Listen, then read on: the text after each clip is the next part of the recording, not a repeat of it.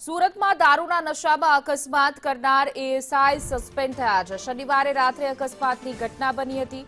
Athwa gate પાસે બસ સાથે અકસ્માત સર્જાયો હતો, જેમાં અકસ્માતનો વિડીયો સોશિયલ મીડિયા ઉપર પણ વાયરલ થયો હતો। ઉમરા પોલીસે ગુનો નોંધીને કાર્યવાહી કરી છે।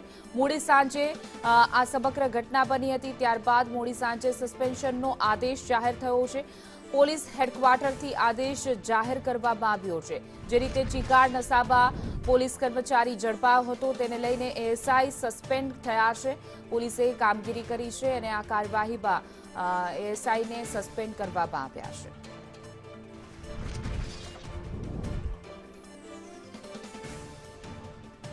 તો અઠવા ગેટ પાસે આ સમગ્ર ઘટના બની હતી કે જ્યાં ચિકાર નશામાં પોલીસ કર્મચારીએ અકસ્માત સર્જ્યો હતો, જ્યાંથી તેની ગાડીમાંથી દારૂની બોટલ પણ મળી આવી હતી। ત્યારબાદ પોલીસે કાયદેસરની કાર્યવાહી હાથ ધરી છે।